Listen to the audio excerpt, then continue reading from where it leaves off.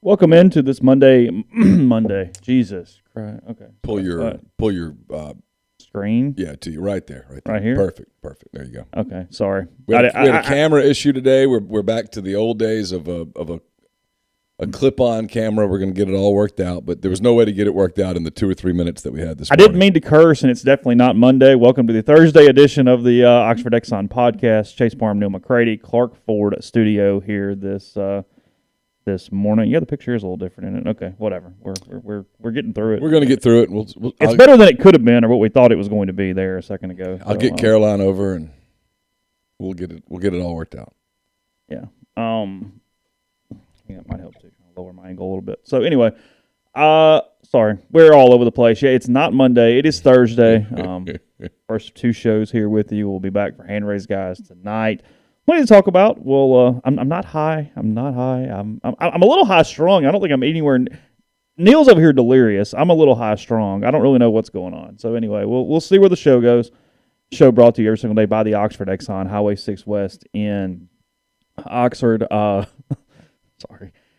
Trying to give you $10. But to do that, all you got to do is download the Exxon mobile app or just take a picture right there at the QR code at the pump, and you get $10 off your tank of gas that you were filling up, 1,000 points there with the Blue Sky location, the Oxford Exxon, all Blue Sky locations in Mississippi, lunch specials, $5.69, 2 sides of bread, 32-ounce drinks, and more. So take advantage of those things with the Blue Sky and the Oxford Exxon. Again, coming to you from the Clark Ford studio. We are Clark Ford's in Amory, Mississippi, 662-257-1900, 662-257-1900. Call that number, ask for Corey Clark. Tell Corey what Ford product you're looking for. He'll send you a quote within 15 minutes and business hours, right to the bottom line. No hassle, no haggle. You get your quote. The rest is completely up to you. You can shop that quote around. You can do what I've done. What I recommend that you do.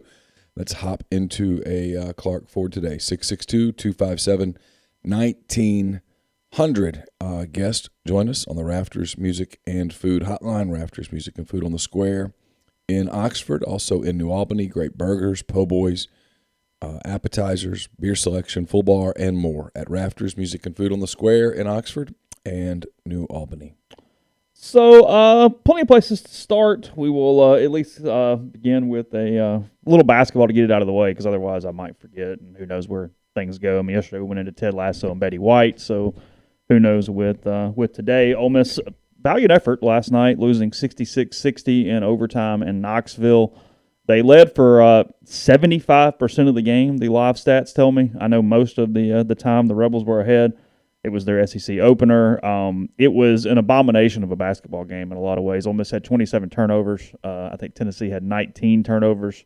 Tennessee shot, it was Tennessee's three-point percentage, let me find it, was 29%, and that's including hitting like 4 in a row to close the game. Yeah. Ole Miss actually was 50% from 3 last night, shot 44%, which they shot pretty well, but it just stunned me because I watched the rest of the basketball game, and in my head I couldn't go, oh, something went well. This was whatever, because it was an ugly basketball game. Went into overtime, and Twitter was great because everyone on Twitter goes, "We didn't need any more of that. Like that was no, just someone win didn't really matter. We did not need 5 more minutes. That is not what we needed yesterday." But you knew when the kid made the 3 to send it to OT that you knew where the game was going. You knew Tennessee was going to win the overtime.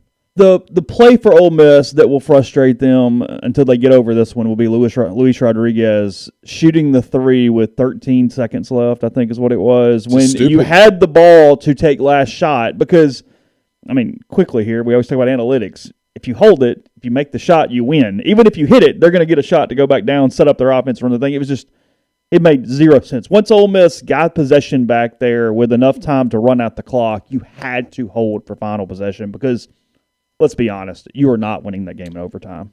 Well, you had to hold for final possession and get a better shot at it there. You had time to get the ball into Ruffin's hands, let him drive, maybe get fouled, put some onus on the officiating. Give yourself a better opportunity. You played so well defensively, so awful offensively. And then even before that, though, you had a possession where you got an open look to Fagan, who had a great game, and he's got a foot out of bounds. Mm-hmm. You've got to line up properly. Look, and they talked about it afterwards. 27 turnovers are just you can't commit 27 turnovers. I mean, if you tell somebody, hey, you guys, what is average? like half of 15? that? Yeah, I mean, you tell somebody you're going to commit a turnover every minute and 15 seconds or whatever, they're going to go, oh, we lost. Ole Miss played really well defensively most of the game. I was watching. They did. I was watching on my phone at Oxford Grenada soccer last night. They won? Yeah, they won. They mercy ruled them. Okay. Carson was disappointed because I think he thought this was Grenada so bad that I think he thought this was a game he might get some minutes, but they won too quickly. Oh. Okay. Yeah, I mean, they defended well. They defended with a lot of intensity. They came out and played really hard. There was no woe is us with Jarkel Joyner being out with the back injury. The COVID issues weren't a big deal because the guys that were out with COVID probably wouldn't have played anyway. Just an opportunity to win a game, and they didn't, and it's kind of who they are at this point. They play State Saturday 7:30 for that one. That is again three 7:30s in a row. Was that what we said yesterday? It's 3 in a row or 3 out of 4. I don't remember. Feels like one. my luck, but yeah. Yeah, so 7:30 against the Bulldogs on Saturday night for whatever that's worth. Here back at home. Elsewhere, Alabama ended up beating Florida, right, yesterday? Is that correct? Yeah, I think so. They were up late, so I assumed they won the game, but I did not see a final verdict there. But I think that is right. I'm pretty sure that's right. You are? I can ask Siri. I mean, it's fine. I got it. No. 83-70, Alabama to Florida last night in Gainesville. Yeah. Florida had a 3-point lead at the break, and then Alabama went on they won the second half 47-31 yesterday. Bama's good. That loss to Memphis is what is still a little puzzling on a one-game basis. But for the people who just jumped in and into the stream and you're the camera thing is freaking you out. The camera that we normally use for Chase is out this morning. I don't know what's happened to it. It may have COVID. So we had to break out the old clip-on. Yeah. And at least we had it. And Chase is a hard typer, and that makes that makes the camera shake. Oh, that's true. Chase types hard. I bang the keys a little bit. He does. It's So that's the deal. I don't really know why. We'll try to get it. We will try to get it fixed. And it's also a little worse right now because I have a Band-Aid on my finger, and I feel like I have no sensation, and it's the index finger, so it's sort of hard to type and do whatever. But it is what it is. You're just gonna have to deal with it. We'll hopefully have it better for tonight or for sure for next week. So. It's true. The camera was not masked, and this is what happens when you don't mask. Things just fall apart. Disaster. So the picture's pretty good. I mean, for a camera that's old and was like $30. I mean, the actual picture I'm pretty pleased with if I'm honest. I've got a really nice camera over there that we've just not done anything with. But I don't know how to do it, so I'll have to get Caroline to come down and help. But she's asleep right now. I'm not about to wake her up at 8:00 with, "Hey, come." Oh, come on. No, just for fun. No, let's see what happens. Let's not. that doesn't end well. Hey, you're an intern, sort of. Hey, head on down. That's true. Let's get this done. Anything else on basketball before I move on? No. I mean, look, it's Ruffin's a fun player to watch. I was happy for Ty Fagan last night because he's kind of taking some heat, and I really like Ty. I didn't think Rodriguez was very good last night. I didn't think Brakefield was very good last night. They get a lot out of Brooks. Just it's a very likable team. There's a lot of kids that are easy to like. Kermit's great with us. Great with us. Very honest, very open. Just so far, it's just this year it's not working. Feels like one of those years where it's just not working. But they went to Tennessee without probably their best offensive player and had a real shot to beat a good team. And it would have been their 5th straight win against ranked opponents. That's not their problem. They get ready for games. They just kind of don't have enough ball handlers. And you see that against when Tennessee turned the defense up, Ole Miss turned the ball over. And that's not something you can fix. That's not a, hey, let's just coach them up problem. That's a player problem. Yeah, players. Yeah. So, I mean.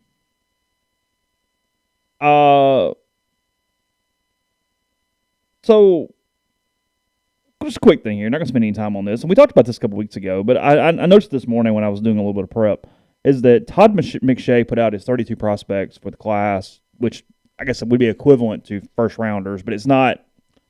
It has nothing to do with need. It's he's just, not projecting. He's just ranking them in order. Right. Correct. Right. And his ranking is like whatever. I'm not really worried about that. I still think it's ridiculous that Aiden Hutchinson is number one. But beyond that, I'm not even rooting for him to be a bust. He seems like a likable dude, but it just makes no sense. I'm really tired of look how good he can be in that one game. Okay. Very average the rest of the time. Yeah. Couldn't hold Will Anderson's jock. It's hard to put that Georgia performance out of your mind. I'm a little biased on this, too, because of recency, because I was reading a Bruce Feldman story this morning about Alabama where they had talked to a bunch of opposing coaches and doing that kind of story and whatever. And it's like 1,000 words of how good Will Anderson is. Yeah. And the fact that he finished 5th for the Heisman Trophy still is something that I have not gotten over to this point. He was on my ballot. Anyway, I know I'm just a fan site guy. I could never. Well, you have a ballot. I do, but I could never have like a one ballot. of 2,000. I could never have like a ballot with something important like the most valuable player awards like in the NFL. That I could never be an MVP voter, for example, because So we mentioned this, and this has nothing to do for anybody that's listening out there. I know we have Arkansas fans listening in Missouri and whatnot. This has nothing to do with Matt Corral and Ole Miss. I continue to be every day thinking I would want nothing to do with Kenny Pickett as my quarterback in the NFL. Okay, why? I think frankly, he had a hell of a year, but he feels like really, really good college quarterback. I'm telling you, I know you cringed the other day. It's Mitch Trubisky. He doesn't run as well as Trubisky, but he's the big body, and they like that kind of. That's all Trubisky did well. He's like this mix between Trubisky and Daniel Jones. I'm sorry, I'm just not. Trubisky's deal is he's a hell of an athlete, and his athleticism wowed everybody. I mean, he can really. Yeah, he can run. Yeah. Pickett, he's listed one spot ahead of Corral. Pickett's McShay's number one quarterback in the draft. But other than his stats, he opens up his evaluation with this. His arm strength and pocket mobility are average areas in his game. Hold on. It's a problem. I mean, hold on. So he can't throw the ball down the field, and he has a hard time moving in the pocket?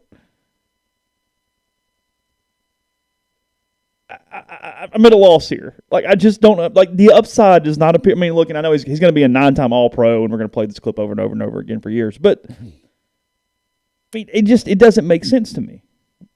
It just says his toughness in the pocket, fast eyes on progression, and awareness and holding the safety stand out. Decision-making is improving. Okay. It just feels weird. There's something about it that feels really, really strange. I don't know. What do they say about Corral? Where do they have him? One spot back, 17. He's 16 and 17. What's his scouting report? Corral improved as a pocket passer and a decision maker in 2021, but those are still work in progress areas. So Fair. You give Pickett, but here's the point, I guess. And again, I'm not really trying to be a Corral stand. It's just the point that Pickett went 13-9 touchdowns to interceptions last year. And they think about his great decision making. Corral made a very similar jump, and it's still a work in progress. It's just been a little bit of a weird juxtaposition there on how the two are considered. He's tough and mobile in the pocket. He has a nice quick release, getting the ball out on quick game throws and leading receivers into extra yardage. He had blah, blah, blah, blah, blah. His run game ability is also playing a big part. He had 614 yards on the ground along with 11 scores. He suffered an ankle injury in the Sugar Bowl. Yeah. It's a fair report on Corral. It was not really nothing to do with any of that. So, I was talking to a couple of NFL people last night. Oh, really? About what? Just stuff. Just catching up with friends. Huh. And we talked about Corral, and they both said the same thing. Just the only question on him really from a league standpoint is, I mean, they don't really think it's going to be a problem because he's such a smart person, but that there is going to be an adjustment to an offense that's 4 reads instead of 1. Yeah. But they don't think it's going to be a problem. They love his arm. They love his athleticism, his competitiveness, his leadership, all that stuff. They think his intangibles will pop off the screen. I think they're all hopeful that he can be back in time for the combine. It was the last one we were talking about, whatever, of it said he's had a lot of this or that throws instead of a normal progression that you would have. I think it's the way they categorized it. If you see this, do this. If you see that, do this. And that's it. Yeah, quick. Which is good for college football. Makes sense. Sure. But the goal is to win at the college game. But at the pro game, that won't work. That's too simple. The fake slide frankly, should be illegal and was a really neat play. I will give Pickett that. Yeah, sure. It's very creative. It was a great play, and it should be illegal. He took advantage of a rule that wasn't there yet. Which, I mean, I tip my hat. I mean, he's the Tim Corbin of college football. So I don't know. I would be a little bothered. I mean, because I guess what I'm starting to surely the Saints are not going to take Pickett, and I'm beginning to get in my head a little bit. I think like it's in that range where I'm like, I wonder why we were so obsessed. Now we know. Yeah, I was just kind of looking where he's falling, and I said, I don't know. So what NFL teams are going to be in the market for a first-round quarterback? Let's see. Hold on. And it may take a minute, so I might have to do this on a break. All right. Yeah, I'll look for it in a second. Look that up. Okay. While you're doing that, I'll tell you that we're brought to you by Grenada Nissan. If you're in the market for a Nissan vehicle, Grenada Nissan's the place to go. They've got a complete selection of new and previously owned Nissan vehicles, great lease deals as well. It's GrenadaNissanUSA.com. We're also brought to you by BroThrow. It's a social sports betting network, free to use. It's a really cool, fun way to bet. No third party, no juice. Over time, that's going to save you money. You can start your own group, make friends, invite your friends. Payment happens within 24 hours of the conclusion of your bet. You can take the other side of an existing bet, start a new bet, and more. It's brothrow.com. You can get yourself registered there. Get registered and get started. We're also brought to you by Dead Soxy. It's deadsoxy.com, DEADSOXY.com. Enter the promo code Rebel Grove on any order and get 25% off the best socks you'll ever put on your feet. Game Changer patches are the only two-patch system available in the market today to stop hangovers before they start. The warm-up patch is used before or while you drink. The overtime patch is used after you've been drinking to recover while you sleep. The all-natural ingredients will keep you in the game and ready for your next play. Go to GameChangerPatch.com, enter the promo code RebelGrove20 at checkout for 20% off your purchase. Automation Control Systems, LLC, is a complete electrical control system solution provider based out of Baldwin, Mississippi. They're also a Rockwell Automation Recognized System Integrator. ACS has a full-time dedicated emergency service and troubleshooting staff and a UL 508A panel shop. ACS can custom tailor software packages, custom design electrical control panel solutions, and much more. It's a full-service AutoCAD services provider and a full-service fiber optic cabling solution provider. If you're in need of custom HMI and SCADA solutions or large horsepower VFD specialist, ACS has you covered. It's ACSLLCMS.com or call 662-601-4381. Pinpoint Commercial Real Estate's based out of Jackson, Mississippi. They service the entire state in all commercial asset classes such as retail, office, industrial, and land. This week's Property Spotlight is on the Village at Madison, located in historic Old Town Madison. The Village at Madison will feature roughly 60,000 square feet of Class A restaurant, retail, medical, and professional office space, along with 75 zero-lot line residences, with Pinpoint handling the leasing for the commercial portion of the development. The development is located on the corner of Madison Parkway and Main Street in Madison. Cobblestone streets, iron railings, and gas lightings will serve as signature elements of the development. Call B.B. Mitchell, Sam Cox, to learn more about this great opportunity at 601-586-3220. Podcast also brought to you by Community Mortgage, Oxford, Memphis, Soto County, and at Chattanooga. All underwriting and processing is done in Memphis. They're getting local underwriting and understands your market. A leader in condo financing, the float down option, and more. You can find Jason at 662-234-2704 or JLOWE at communitymtg.com. Podcast also brought to you by G&M Pharmacy. That's G&M there on South Lamar in Oxford, 662-236-2222. They deliver locally in the Oxford area, and they offer MedSync. Pick your prescriptions the same day each month and take care of you. One trip to the pharmacy, one delivery, and you have everything you need when you need it there with G&M or Tyson Drugs in Holly Springs. Same services there if you are in Holly Springs. All right, so CBS mock draft an hour ago, and now it has him going lower, but I think Matt Corral would take this all day nonetheless. So I'll look at the rest of the draft in a second. But they have Corral, the third quarterback off the board, which seems ludicrous, but nonetheless, that is what they have. Okay. They are moving him down because of the ankle at the moment. Okay. Which is fair to a point, but it should be fine to the point everything I've heard. Well, you have to remember now, these are mock draft people, and they know they've got to milk this till May. So they got a minute. So you got to move. Yeah. You got to have some drama on your So box. they have the Giants taking Pickett at 5 in this one. I mean, God bless you, Jeffrey. Yeah, I was going to say. Right there. See, I felt something for my friend right there. I mean, see, you did, right? I did. As much as I'm the one over here doing it, you go, oh. I did. When you said that, I said, that's going to hurt Jeffrey. Oh. That's going to hurt a lot. And I like Jeffrey. Jeffrey's been really good to me this fall. One pick behind that, my buddy Bennett Hip, he's going to suck here. Malik Willis to the Panthers at 6. I would just stop at that point. That's good news for the Saints. Oh, yeah, please. Yeah. Go ahead, do that. Sounds great. I think he would take this. Matt Corral falling all the way to 17. Okay. To the Pittsburgh Steelers. Oh, yeah, it's a great fit for him. Oh, yeah. All day long. Great fit. Yeah. Hey, you're going to make a little less cash at 17, but you're a Steeler? Yeah, I'm in. Going to have better protection up front. Going to have Najee Harris back there. Great organization. Great coach and Tomlin. I mean, Mike Tomlin would have, if something happened and Pittsburgh fired Mike Tomlin, he would have 15 offers within 10 minutes. Oh, yeah, God. I mean, and then closing out the first round, one more quarterback going, Desmond Ridder from Cincinnati to Detroit at 30. Okay. With their other pick. So it's 4 first round. 4 round. First round. They have the Rams pick at 30 from the Goff Stafford thing. And then other teams that are potentially in the market for a quarterback, the Texans, the Saints, the Washington, the Admirals, and the Eagles. Is it going to be the Admirals? Well, did you see that yesterday or 2 days ago? They announced the date that they're going to announce. You know, it's like February. It's Groundhog Day. February 2nd. And then people realize that if you go to WashingtonAdmirals.com, it redirects to the Washington football team website. Oh.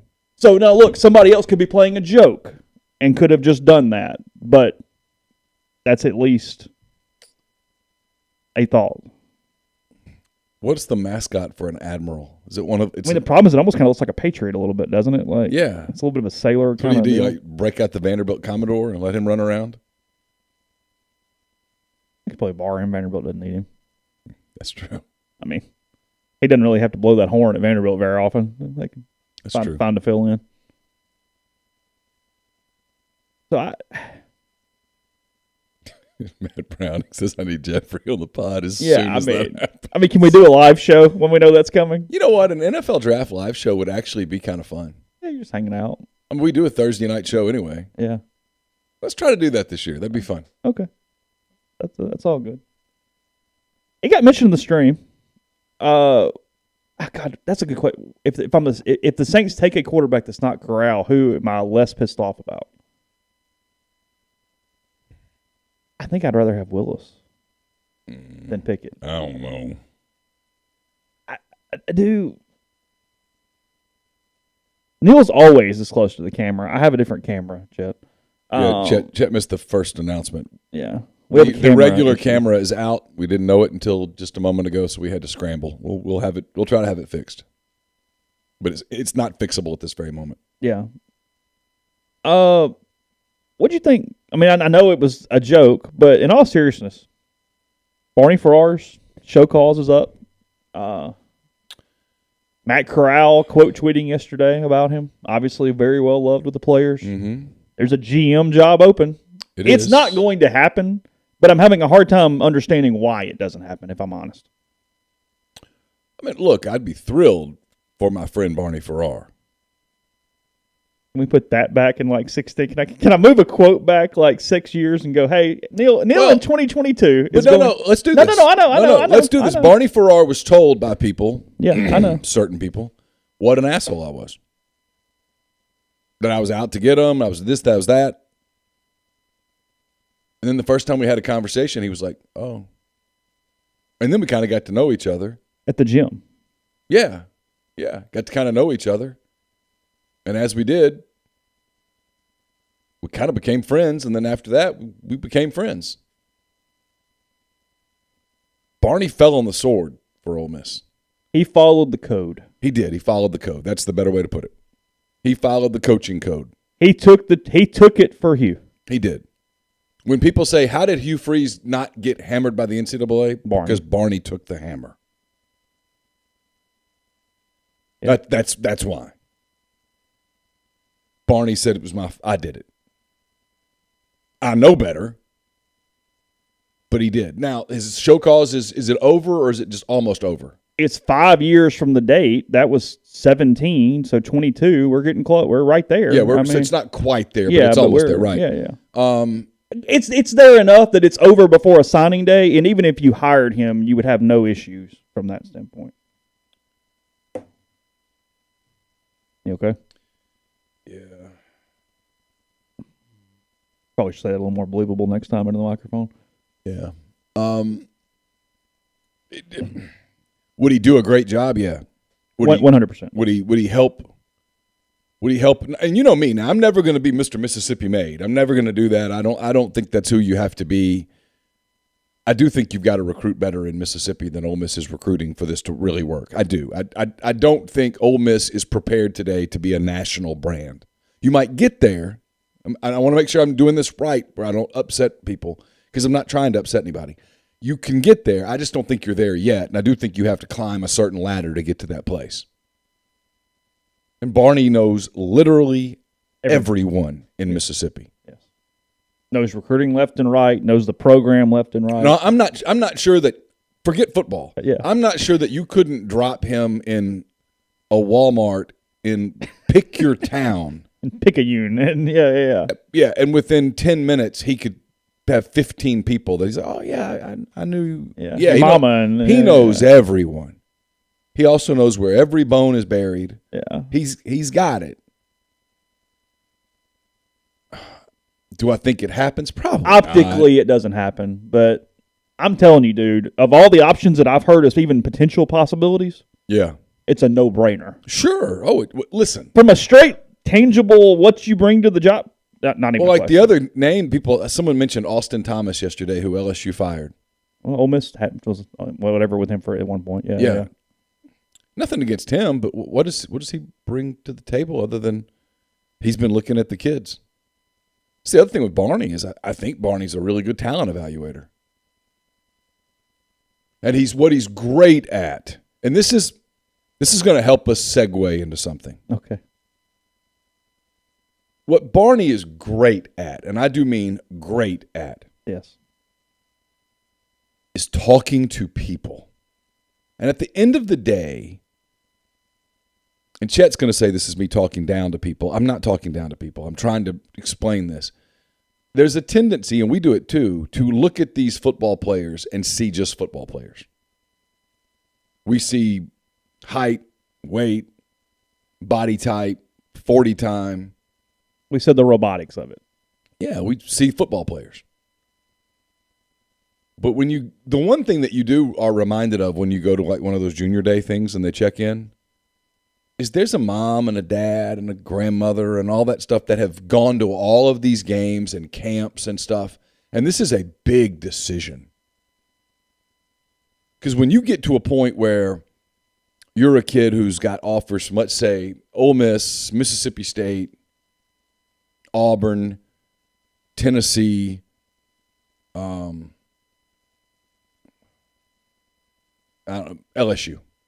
Okay, those are your 5 schools, and you're from Picayune. All 5 of those visits are wowing everybody. From a facility standpoint and stuff, are like, whoa, this is amazing. All 5. You walk into Tiger Stadium, and it's like, whoa. Then you walk into Vaught Hemingway, it's the same thing. It's incredible. All the weight facilities, all that stuff comes down to people. Barney is great at, and I do mean elite, at connecting with families. Figuring out what their it is, their purpose is, what they're looking for. And then along those lines, getting their trust. Without them knowing it, he's great at figuring out who's the decision maker here. Which, let's be honest, has been one of Ole Miss's problems at times when they've lost guys. They pick the wrong decision maker. It's been the problem the last few years. They focus in on the wrong thing. This is the one, and that's not the one. Yeah, I mean, to Barney's credit, Barney Farrar told Hugh Freeze 2 years out, this Leo Lewis thing's a bad idea. Let's drop it. And Hugh wanted Leo Lewis. He wanted him, and he was, by God, determined to get him. Well, and the other thing, too, is Barney would have done a really good job if he'd just put him on the damn field. Of course. All this ends if you just put him on the field. It never happens. Yeah. Because, Hartman's got a point here. That's what we're talking about. Relationships with people, being comfortable with people. He says Barney would not only be the best salesman in a car dealership, but after a year he might own the joint, and he'd buy from him, and your mama and everybody would, too. Sure. Yeah, that's exactly what it is. Yes, he has elite people skills, especially in a place like that. Yeah. Where people are coming in and they're a little nervous. And he's unassuming. Yeah, no, he's great. And he's energy in your program. Kids love him. Kids love him. Saw Matt. Not like Matt. Matt Corral hadn't been around Barney for 4 years. No, kids love him. Now, is it going to happen again? I don't know. Probably not. And I hadn't talked to Barney in a minute, and I hope he's doing well, but I kind of doubt it. Would it make a ton of sense? Yeah. Yeah, it makes so much damn sense, and it's also your way of kind of giving one of the fingers to the NCAA. Like, hey, fellas, you screwed us, right? We know that you screwed us, and we think we know that you screwed us, so we're bringing him back. God, why do we never use that for a headline over the years? Hubris, Hughbris. Oh, my God, that's good. Oh, I'm like kicking our own tails now in retrospect. I'm kind of in a delirious mood. Otherwise, that would like kick in some of the depression right there because that was a missed opportunity. Oh God! Wow, that's so good. It does hurt a little that we didn't use that. We could have used that on the day he got fired and just printed that and put it in the studio. Yeah. Yeah, I don't think Barney would be willing to come on the show tonight and have a conversation. Probably not. I don't think that's probably not. What he's been able to do, and I mean this seriously. He got screwed. I'm so thankful he's been able to stay in the system and run his pension up. And from just a life comment for a second, sure, he's been able to stay in. He went to Mississippi JUCOs, done a good job, stayed employed. Yeah. I think he was at Pearl River or Jones, and then he's been home. So, he's been around a little bit. He's at Holmes now, right? Yeah, correct. Yeah. Yeah, Neal's a little scatterbrained. He's been all over the map the last day or so. I anticipated this being kind of a chill week, and it has been anything but. I called him last night to talk about the weather as soon as the basketball game was ending, and his response to me made me think he was like that GIF where the guy's got all the posters up on the wall where he's diagramming crap and putting stuff, and I was like, whoa, how I walked into that today. I was just saying, hey, if the roads are bad, you want to attend? It's all I said, you didn't think we were having this conversation. Yeah, I was like, oh, hell, all right.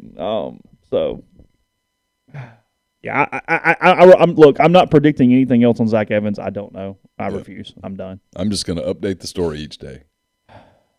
And then one day probably delete it because it's a really good story. That coffee table book. Yeah. Zach Evans commits to Ole Miss. The bizarro world that we're in. I want to talk about what Neal was talking about a second ago. We'll segue into that in a minute. So just to kind of fill time for a second. Hashtag score for R. It's good. See? It's really good. Y'all are on it today. It's really good. They say nothing to see here that they always do this, but I think there is a legitimate possibility of the Super Bowl getting moved. It is currently set for SoFi Stadium in L.A. For whenever the Super Bowl date is, but the Grammys yesterday was postponed indefinitely. Obviously, California is one of the quicker states to lock down in COVID times, and contingencies have been – they always do contingencies, but it feels like they are being ramped up in 2022 versus past seasons. The obvious one, and they have reached out to them, is AT&T Stadium in Dallas should another venue be needed for the Super Bowl. I bet there's some venues in Florida that could get ready in a hurry. Well, look, the NFL is going to play its game. Well, yeah. There's no doubt about that. Well, why would you not? Yeah. So, look, if California wants to go that, frankly, woke, that it will give up the Super Bowl, I kind of tip my hat. I mean, I do. I kind of go, hey, kudos to you guys. You're in. Because it's kind of like this, though. Once you entertain all those people in Los Angeles that come out there for the Super Bowl, you don't get to turn around and go, hey, fellas, it's really dangerous. It's kind of like the people in Oxford who are upset today that the mask mandate didn't kick in at Oxford High School, but they spent the weekend in New Orleans. No, you don't get to have both. You don't get to be terrified for your children in the 3rd grade and also party at Pat O's all weekend. Nope, doesn't work like that. Got to pick one. Got to pick one or the other. If you're going to be scared all the way. The Rebels made the Sugar Bowl is not an excuse to drop the fear for 72 hours and then come back and go, hey, we must mask the children. No. You don't. It doesn't. No. Doesn't work like that. So we'll see. Again, no decision's been made, but I just thought it was interesting that got really, really ramped up yesterday. It feels more possible than just normal. Hey, just in case something happens, guys, we're going to do this. No, it felt stronger than that. Good for Texas. A lot of money in Texas. Well, I mean, a lot of stadiums went, hey, we're in. I mean, there's a certain governor in Florida that probably said, hey, we got about 4 stadiums here that could pull this off. Yeah, just pick one. We'll go ahead and play it at Camping World, Raymond James, Hard Rock, Jacksonville even. If you want it, just tell us. We got it. Yeah. So, all right, we'll talk about it in a second. First, tell you about, let's see, Northeast Spark, NESPARC, service people across rural communities. 2 packages, the Ignite, the Blaze, the 1 gig that powers the Clark Ford studio. Also, I have it at home as well. Your hometown team bringing you world-class broadband. That's nespark.com, 662-238-3159. Phone services available, parental controls, network security, and much more. So get the best internet around. Call their office for details. That's 662-238-3159. We're also brought to you by Lammons Fine Jewelry in Oxford. Lammons, 1126 North Lamar Boulevard. It's been serving the Oxford area for 3/4 of a century, basically. Engagement rings, wedding rings, fine jewelry, watches, pearls, fashion jewelry, children's jewelry, collectibles, and more. It's the gold standard in fine jewelry. Visit them at lammonsfinejewelry.com or call them at 662-234-2777. Comer Heating and Air, Southern Air Conditioning and Heating, sponsor Hand Raised Guys, which will come your way tonight. Different names, same great products and services. If you live in Oxford, Tupelo, or the surrounding area, call Comer, 662-801-1777. If you live in Hernando, Memphis, or the surrounding area, call 662-429-4429. College Corners, your one-stop Rebel shop, 2 locations in the Jackson area and Ridgeland. It's next to Fleet Feet. In Flowood, it's next to Half Shell. If you don't live in Jackson, it's okay. You can visit the College Corner at collegecornerstore.com. Plus, you can find them on Facebook and Instagram. Whether you're tailgating in Oxford or home gating with friends and family, the College Corner has you covered for game day with the largest selection of Rebel gear in central Mississippi. And we are brought to you by Pinnacle. What's today, Thursday? Yes, that's correct. I need to touch base with Martin Palomo, let him know I've got to get Carson to school. We should be taping a Mind on My Money later today. That's brought to you by Pinnacle. The clients in more than 20 states, advisors in multiple states as well. Pinnacle provides detailed, specialized investment management, financial planning, retirement planning for individuals and businesses, and so much more. Investing is treated like a commodity. Decisions are made using objective information and research, not emotions. It's mypinwealth.com, MYPINN wealth.com. And we're brought to you by John Edwards, Regency Travel Incorporated in Memphis. Listen, if you're thinking about traveling, you're already planning like a summer trip. Maybe you're planning a spring break trip. You're going skiing or something like that. There's a lot of different protocols in different places, especially if you're leaving the country. John knows all of this stuff. He knows it back of his hand. He can save you a lot of heartache, a lot of trouble, and a lot of money. So give him a call, give him an email, give him some parameters and a budget. He will give you options. And no, you don't have to live in or near Memphis to take advantage of his services. 901-494-3387 or send him an email at jedwards@regencytravel.net. Podcast is brought to you by Nick Tan & Associates, nickstanoxford.com for all your real estate needs in the Oxford area, the buy side, the sell side. They will take care of you. I've used them multiple times. So a name you can trust in the real estate business of Keith Graham, Clay DeWeese, and their team of associates will help you out. You can click their link in my signature on the message board and tell them Rubber Grove sent you. 662-281-1200, nickstanoxford.com.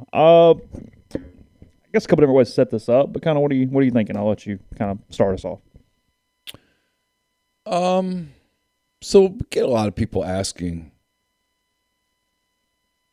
They're asking like, let me do it this way. Let me do one little quick associated thing. Okay.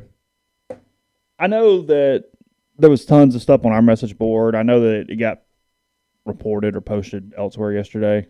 The Caleb Williams thing. Okay. Oklahoma quarterback kicked Caleb Williams in the portal, obviously, and Caleb Williams has been interested in.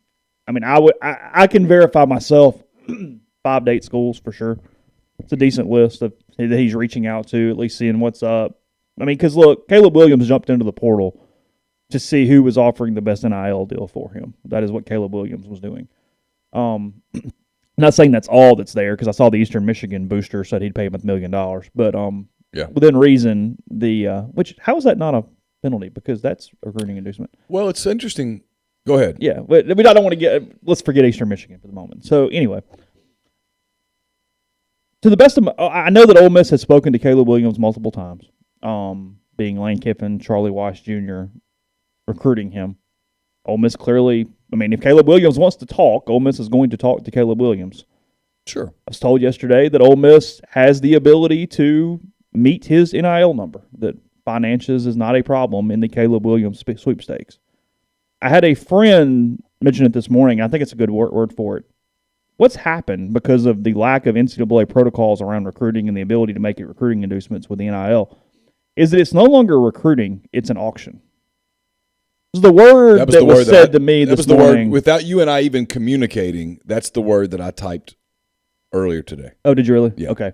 Yeah, I was told. I had a friend say that to me this morning, and I went, yeah, that's the word. Because I think before this is over, Caleb Williams will say yes to 3 different schools at least, seeing what the numbers are, and then he will actually sign somewhere and he will shock a couple schools that thought they had him at that point. I think that is almost kind of where it's going, is that there's going to be deals of, hey, yeah, it's great, and then you go, oh God, he got twice that from this thing because they said no, let's make sure. I mean, it's an auction right now, and I think Caleb Williams is prime evidence of what is going on in that way. So I was talking to a national source on Sunday, and we were talking about a number of different things, and kind of out of the blue, Caleb Williams came up because we started talking NIL for a minute, and this is not me criticizing Caleb Williams at all.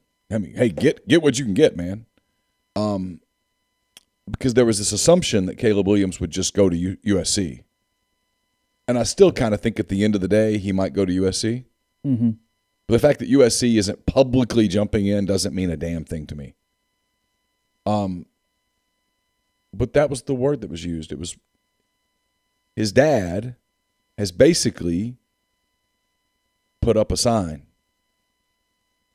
Highest bidder. And it kind of felt like an auction, like there would be rounds of an auction. Okay, we're going to the big first option, got all these people in the room. Ole Miss moves into round 2. And then, who all can meet X? Okay, y'all come into this room. Georgia, LSU, Ole Miss. And then eventually it's going to get into a smaller room, a little more intimate setting where, everybody's having a cocktail and stuff, and we're getting down into the nitty-gritty, and I don't think we're there yet. And Ole Miss might make it that far, and look, Ole Miss might end up getting the guy. I don't know. It's difficult for me, based on what I was told yesterday, to go, oh, yeah, man, you guys should get excited about Caleb Williams. This is going to happen. Look, I understand the people that were annoyed that we didn't just spill everything we heard, but there's 2 problems. One, if we said everything we heard yesterday, we wouldn't be on the show right now. I'd be having to just type responses on the message board 24 hours a day. And then 2, if our conversation last night had been broadcast, yeah, I'm not sure our site would still be here today. So 2 things. Yes, it is absolutely our job to report, and if it happens, it is relevant news to you. It's also our job to weed through information and see what we believe to be legitimate to a larger purpose and not. Yeah, it's also our job not to embarrass ourselves. Yeah, I mean, so and not to put you guys through a ridiculous circus that turned out to be. Because I didn't want to post something and then put 47 caveats on it of, hey, this happened, but it doesn't mean not blah blah blah blah. Yeah, come on. So we're just letting it marinate. I just went, yeah, no, we'll need a little more. We're just going to Because here's the thing. Well, that's exactly. Duh, they've reached out. Duh. Yes, right. I mean, the biggest news that we were actually told or whatever was that, yeah, like if that's the number, it's cool. It's handled. But here's the other thing for Caleb Williams is that, like, visits. If he's going to take visits, he's going to have to do this in January, and he's going to have to do it really fast because school starts. What's Ole Miss's first day of class? You know the Ole Miss academic calendar. it's like better than January 21st, 2nd, somewhere in there. So when's the drop ad date where if you're not in by that point? I mean, it's usually like a week. Yeah, week and a half ish. So 1st of February. So he's got to hustle if he's going to actually go take official visits. Mm-hmm. So anyway, go from there. I was going to forget that, and that needed to be delved out. I typed this into my mailbag yesterday, and a couple people caught it. And I didn't even really necessarily mean to make a big issue of it, but I've had people ask me, and so I'll try to answer it. I wrote that it just feels funny. It just feels funny. Everything. Something around the football program just feels funny. The offensive coordinator left. You sort of did a half-hearted search to replace him. You ended up hiring a guy that you knew. The defensive coordinator leaves while you're on vacation, and there doesn't appear to be any sense of urgency in terms of replacing him, which could be that they already know who they're replacing. But if that's the case, you probably ought to announce that. You got coaches everywhere looking around. It depends on who you believe about Kevin Smith. If you believe people in Oxford who know Kevin Smith, they'll tell you that Kevin Smith is not going anywhere. If you believe people in the coaching fraternity and people at Miami, you think Kevin Smith might be headed to Miami. Wilson Love, who was attached to the hip to Lane Kiffin, is at Oregon now. That's official. You've got all of these portal needs, and there's a ton of them. And yet, it's kind of a skeleton crew at the Manning Center right now, sort of conducting work. And like you wrote yesterday, I realize that there's electricity and phones and Wi-Fi all over the place. You can do work from remote locations. We haven't covered an Ole Miss game in person in 2 years. First day of class for Ole Miss, January 18th. Withdrawal date, January 31st. Okay. Go ahead. So everything about this tells me that in a normal world on January the 6th, you would have a sense of urgency. And I don't sense anything resembling a sense of urgency, and it just makes me wonder if there's like 10 things going on, and every one of them in a vacuum I can explain without a huge deal. Every one I can at least make arguments and go, yeah, okay, whatever. But when all 10 are put together, it's like, well, that's weird. Yeah. There's a lot. Yeah. It's just something. And you have to be careful when we do this, because I'm going to be perfectly honest. Some of the people who tell us things, I don't think they like Lane Kiffin very much. And sometimes bias clouds, and it happens the other way. Don't like Lane Kiffin or really love Jeff Lebby. Yeah. And then there are people who really love what Lane Kiffin's done to the point that they'll spin everything positively. I mean, things could literally be on fire, and it would be that GIF where the cartoon character is drinking coffee and says everything's all right. Everything's good. It's good. So you have to weigh all of that, but something just feels off to me. It feels off. That's all. And it might just be nothing. It might be, hey, this is just the way he operates, which is completely antithetical to everything that you've ever covered before in your life, and it's going to be fine. Or it could be something, and I don't know. Maybe it's going to work out. Maybe they're going to land Caleb Williams, and they're going to land this linebacker out of Central Michigan. Troy Brown, and they're going to go off to the races, and Zach Evans is coming. He just, for whatever reason, just hasn't decided to do his Instagram Live yet, can't get the lighting right. Maybe he's still waiting on an edit. I don't know. He's an artist. He might be really particular about the edit. He almost certainly He is. might keep sending it back to the dudes and go, you know what? Nope, that is not the draft. I mean, he might be the guy with the trash can over here where it's just filled up with paper wads. But there's a part of me that, I told Chase this yesterday. I don't mind saying it. My alerts are up for some reason. Kind of feel like something's up. Can't help but think that. And maybe it's nothing. And maybe it's absolutely nothing. but I can't help but think that something's kind of feels odd about it. Off. And I don't think it's UCLA, by the way. People do this UCLA thing.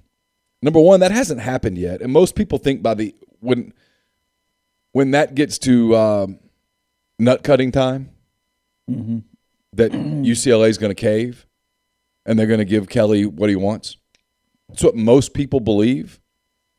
They've got 10 days to play that game of chicken, where the cars go at each other. Yeah. And they're kind of doing that right now. And there's enough distance between the two that neither side has this sense of desperation yet. But if UCLA moved on from Chip Kelly in 10 days, Lane Kiffin, outside of his ties to California, doesn't make a ton of sense for them. If you really evaluate that deal, they're going to fire Chip Kelly essentially because they don't have the money or the commitment to give him the long-term deal that he wants. Mm-hmm. And then you're going to turn around and hire a coach who's now making 7.4 or whatever it is from Ole Miss? Yeah. I'm assuming Lane Kiffin's not taking a pay cut. So you're going to fire Chip Kelly to hire a coach at $7.41 million. Let's just say that. Yeah, sure. Number one, that makes no sense. Number two, you're bringing whoever you bring in at UCLA, you're bringing them in at a time that USC is motivated. They just hired Lincoln Riley. They've got positive momentum. You're going to bring in somebody who's a recruiting grinder. Well, that's not Kiffin. I mean, it's not. Very clearly not who he is. And so it doesn't, outside of his ties to L.A., and I get that, and I guess his what he brings to your brand, I don't know that Lane Kiffin to UCLA just makes a ton of sense. So when people go, oh, it's the UCLA thing, I don't think so. And I don't know about you, Chase, but I've had not one person at any point say, hey, you need to keep an eye on this UCLA thing. No, nothing. And usually when these things kind of happen, somebody around it, because people love to talk, that's human nature. Yeah, nothing. Somebody around it goes, hey, you need to keep an eye on this. Mm-mm. No. Because they know that a decision date has to come here soon. I mean, they got contract stuff, the whole deal, and no, nothing. Yeah. And in fact, and I have no idea who it is, but I don't think it's Kiffin. I've heard people who are fairly educated with the dynamics of UCLA, and I am not,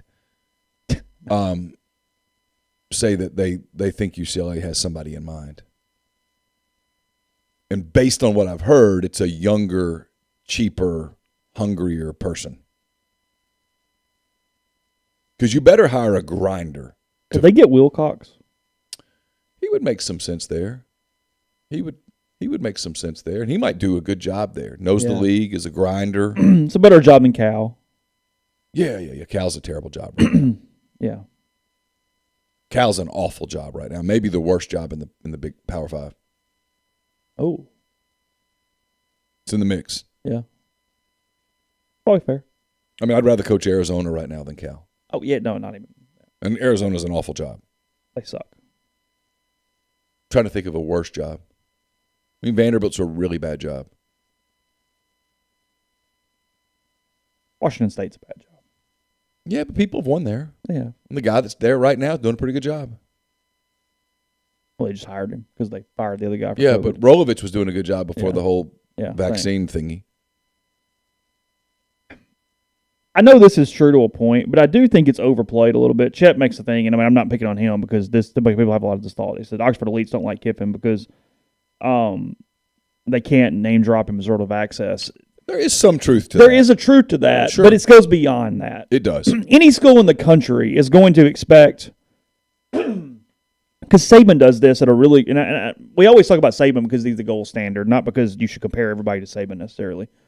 But there's a certain amount of just buy-in. It's not even necessarily the access or, hey, come hang out, or I'm going to go fishing or golfing with you. It's just you're a member of the community, or the ecosystem is probably the better word. Because I don't even mean like community, like, hey, go to the restaurants and go light the Christmas tree. Just that you're kind of there, that you feel there. And I think a lot of it is not even necessarily about individual stuff for Oxford people. It's just, can you just sort of act like you freaking kind of don't hate the place? Well, to kind of support what Chet's saying here. Yeah.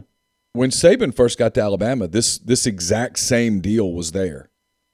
The difference was not only did he win big right away, in the same way Kiffin has. Frankly, they had their first two seasons in Tuscaloosa and Oxford have a lot of similarities. They mirror a lot, yeah. Now, the difference was immediately at Alabama, they started recruiting at here's a 5-star. You have a 5-star. Here's a 5-star. Kind of that kind of deal, and that Ole Miss hasn't done that yet. And that's part of the difference. But Chet's not wrong. No, he's not wrong. It's just deeper than that. It is deeper than that. It is deeper than that. It's deeper than that. To me, it's an overall tone more than it is a lot of individual things. At a time where we said you're asking people for a lot of money in so many places. Well, look, I'm not saying this is right. Yeah, I don't know. I've never had a conversation with Lane Kiffin where I've said, "Hey, do you like Oxford? Do you like Ole Miss? Do you like the people?" I have no idea. But I think the sense around Saban in the early days in Alabama was that he just didn't care. It was just a job. This is his program. This is his kingdom. By God, stay the hell out of it. Leave me alone. I'm about to get this thing rolling. Sure. I don't really care about you people. Yeah. I'm doing this. There's a sense here that it's not only I don't really care about you people, but it's I don't really like you people. Yeah, and I have no idea if it's true or not. And I don't either. None. I'm not saying, and I want to be very clear. We are not saying that. Yeah, but that's what some people here think. There's a difference, but I don't know. But there's some. It's complicated, like a lot. It's very like complicated. Most things in life. It's not black or white. Well, and also it's the thing we do all the time with everything is, well, here's what this group of people think. Well, they don't all think the same damn thing. No, of like course there's not a group of 150 people, and you go, well, they're all united under this thing. Well, no, one guy probably is pissed off about golf, and one guy's probably pissed off about this, and one guy's probably just pissed off in general. Like whatever. Yeah. It's and some of them again would die for the man right now. Sure. So it's everywhere. It's I think people just I don't even know what I'm trying to say. It's go ahead. I think people that what's interesting to me is the apparent lack of urgency, which tells me that he knows something, either that something's about to happen or that he knows, hey, I got this worked out. It's all good or bad. Yeah, I got it worked out. I'm good. I'm not panicked because here's why. Nothing that I've seen in the last 2 years from Lane Kiffin tells me that he tolerates losing. Nothing. This is not a guy that strikes you as, yeah, you know what, he's at the end of his road. He doesn't really care anymore. He's kind of lost his taste for it. Like at the end with Houston Nutt, in fairness to Houston, I don't think the losing killed Houston. I don't. I think he accepted it. I think he kind of thought, you know what, I never say this out loud, but I've had a good run. I don't sense that with Kiffin. So the idea that all your coaches are leaving and you're not really worried about it, that you're not winning on the recruiting trail the way that you need to, that you're not dominating the portal the way that I think that was the plan, and yet, hey, I'm just going to hang out on vacation. It's all good. I'll come back, and it'll be what it'll be. Lane Kiffin doesn't strike me as the guy that goes 5-7 with 6 27-point losses and goes, it's all cool. I think that that would consume him from the inside. Yeah. I mean, this is a guy that loses the Sugar Bowl the other night with his quarterback going down 8 plays into the first quarter, and he talks about, hey, I'm not going to sit here and tell you this was a great season. We didn't finish. It was, I mean, that's who he is. Yeah, I mean, it's very possible he goes, well, I mean, it's a dead period. I've got to call and use the computer anyway, so who gives a damn if I'm doing it from Fazio Drive or from the Bahamas? I mean, like, sure. Cares. Like, I think that's a lot of it. I mean, and it's valid. I mean, it's when I posted that yesterday, everybody kept asking, so I just told you where he was. But I really had very little intent beyond it. But it was just a matter of, yeah, there's electricity, there's phones. I'm like, I'm not saying it's whatever. I'm just saying. Doors rules. This is interesting. Sure. This is we're about to enter the part of the year where we have to kind of search for things. Mm-hmm. We want to do this one day. Do a what if show. Okay. A what if Nick Brazel catches that ball against BYU? Because Ole Miss would have beaten BYU that day to open the season. Was that 11? Yeah, 11. What if? Is it any different? The culture clash of all those BYU fans in Oxford. Anyway. No, they still sucked. Like they just have one more win. I mean, I'll run through their schedule in a minute, but no, it's we'll do it another day. Yeah. But it's okay. Yeah, Table it. that was a game that they were really focused on, and then when they lost it, it felt like No, that's true. And then 2 weeks later, it went to hell. Was that Vanderbilt? Yeah, Yeah. Yeah. it went to hell. 30-0 at one point to Vanderbilt. Yeah. Yeah. Dante caught a pass later for a touchdown. I do remember people trying to spin that game. Yes. I was like, come on, fellas. Yeah. Podcast brought to you in part by Johnston Hill Creamery. Just an update. If you're headed by today, they are closed today. They will reopen tomorrow. It's right there on White Oak Lane. Suite B off Molly Bar in Oxford, 662-419-9201. JohnstonHillCreamery.com. They've got the Mississippi Shake is back. It is their Havarti-style cheese with dill. They've got plenty of different options here. Again, all their cheeses made in-house here in Oxford. They all offer brown dairy farm milk as one of their ingredients in those. You can go check them out. You can see all their add-on items and much, much more, including maybe get a little cheese class going, charcuterie plates, artisanal cheese trays, all those things. They'll teach you about them. They'll give you something to take home and much more. JohnstonHillCreamery.com. Again, right at our White Oak Lane. Cheese at JohnstonHillCreamery.com, 662-419-9201. We're also brought to you by Opa, Oxford's newest restaurant on the historic square. Delicious menu featuring gyros, wraps, kebabs, fresh redfish, lamb chops, and more. Handcrafted cocktails, frozen libations, an amazing candlelit patio. All of that at 306 South Lamar, just south of the Square Courthouse in Oxford. Brought to you by Whitney McNutt, Tommy Morgan Incorporated Realtors, serving you for all your real estate needs in Oxford and Tupelo. She sells condos, land, commercial, and residential family homes. You can reach her at 662-567-2573 or 662-842-3844. What are your goals for the year 2022? Does your company need hard-to-find talent to meet those goals? Maybe you're personally seeking a career change. Let this be your year to make the change, and your first step needs to be to contact Service Specialist Employment Agency. They are the oldest employment agency in Mississippi. They recruit in all industries. Remember, there's nothing to lose by reaching out. There's no cost to you as a candidate. Everything is kept confidential. Service Specialist wishes you and your company a successful 2022. You can contact them at 662-832-5138. And don't just accept what you see, but imagine something new. Step forward and chase after a better version of yourself.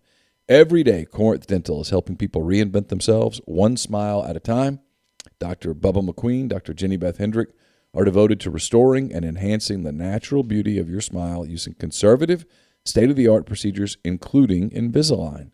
These clear aligners are the virtually invisible way to improve your smile. So call Corinth Dental today for a no-cost digital scan of your teeth and let them show you the way to a straighter, healthier smile.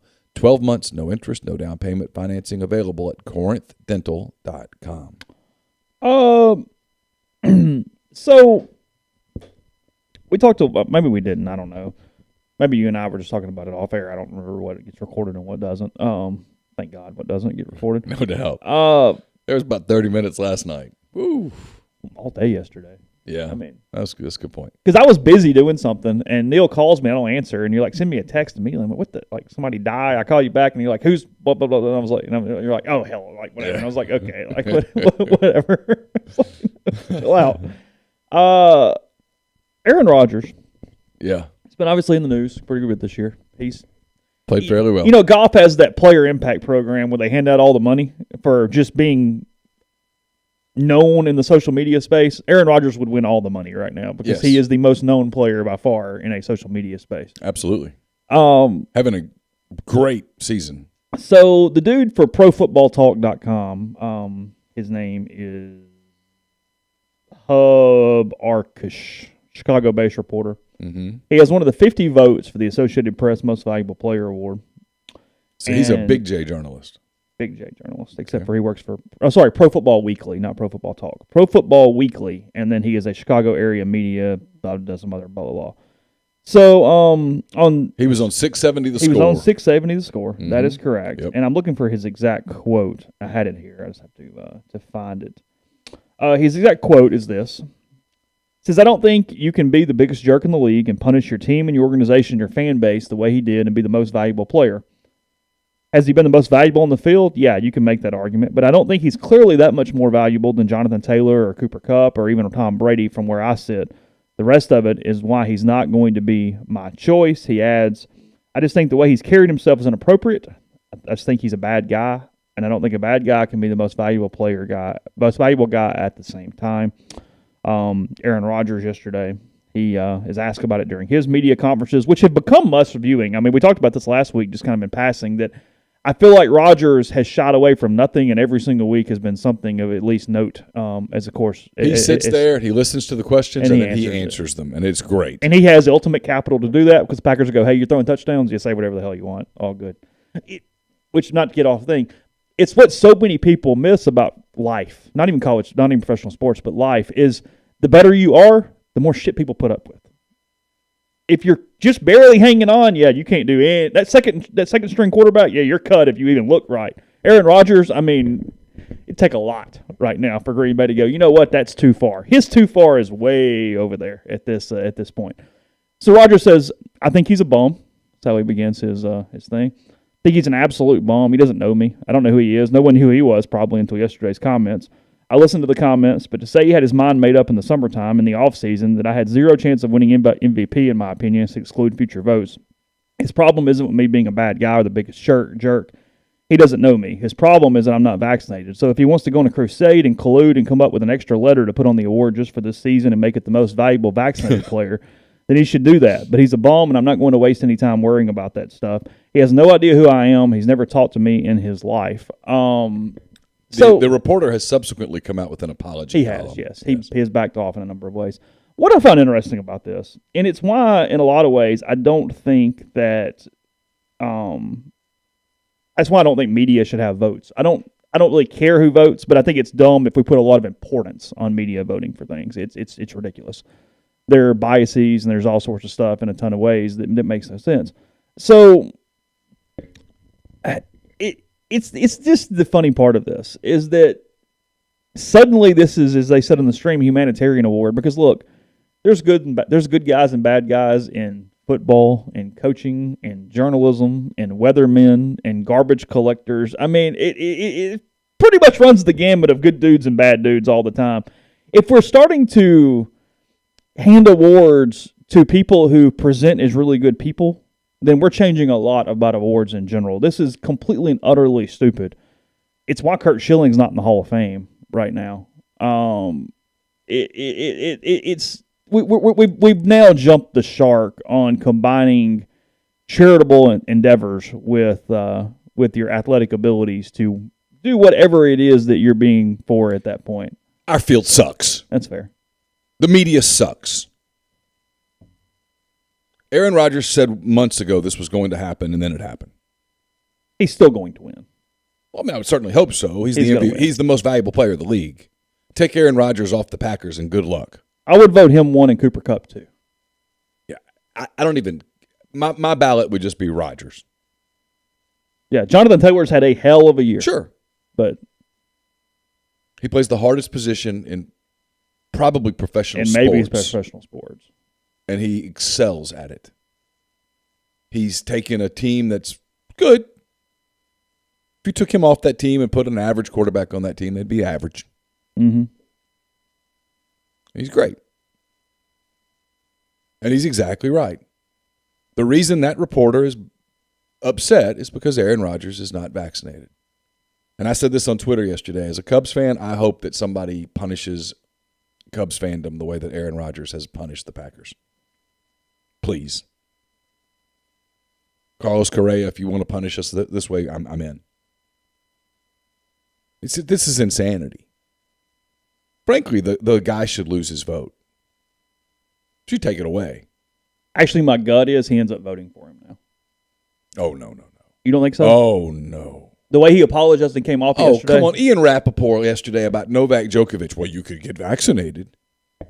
We just refuse to even play the game at all. We refuse. Our field, for the most part, refuses to even acknowledge that, hey, over the last 22 months, we've just gotten a lot of this shit wrong. That's why Joe Rogan's, no matter what you think of Rogan, look at his ratings, Chase. Rogan's audience is bigger than CNN's and MSNBC's combined. Fox News has fallen off. All the TV people have fallen off. The populace is smarter than we in the media give them credit for. And they go find the news. Yeah, everything's become more niche, too. I mean, thank God. We appreciate all of you. Yeah, sure. Yeah. People, I mean, not to get into a whole vaccine thing, and again, I'm vaccinated. But look at Novak Djokovic. Just look at him. Look at the dude. Tell me why he needs to worry about it. Look at the statistics on who gets hospitalized and who dies, and then look at Novak Djokovic. Because if you watch one of his games, he'll eventually change shirts or something, and you'll see his body. If Novak Djokovic is dying of COVID, we're all gone, baby. Why we can't admit that is beyond me. Why we can't look at a guy like Aaron Rodgers and go, hey, okay, cool. You know, he treated his COVID his own way.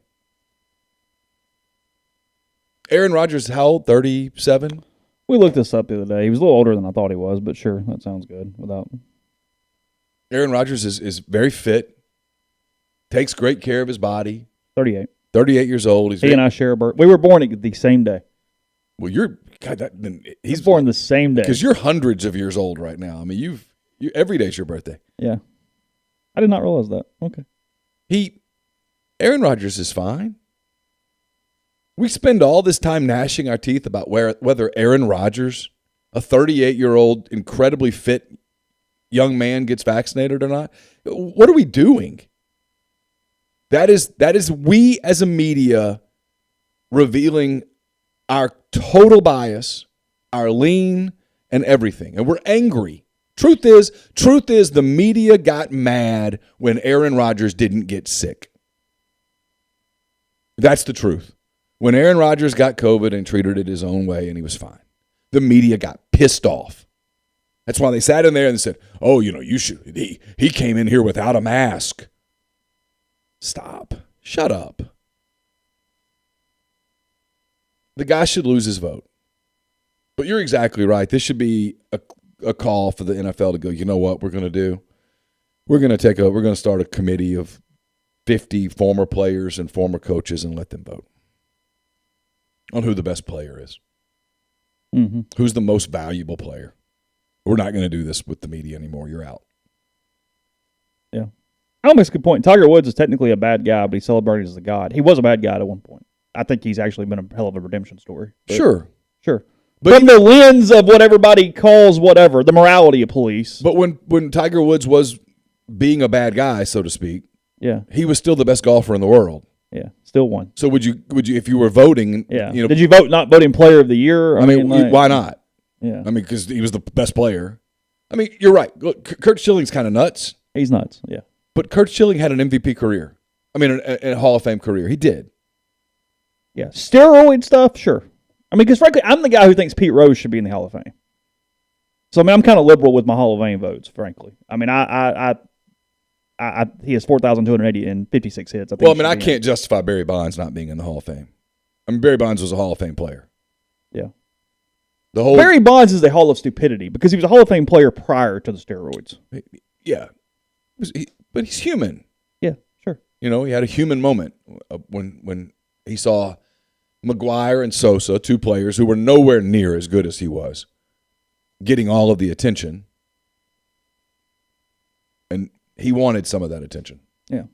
Yes, Asa Hutchinson and Aiden Hutchinson in New York, yes. See, I did now. I called him the Arkansas governor, too. For a there you go. There. Yeah, it's getting mixed up. It's silly. He's the best player. And everything in his quote is exactly right. Everything in that quote is exactly right. It's not about, oh, he's a bad guy. How do you call somebody a bad guy if you've never met them? Based on what? Yeah. Bonds is a Hall of Famer. A-Rod's a Hall of Famer. Yeah.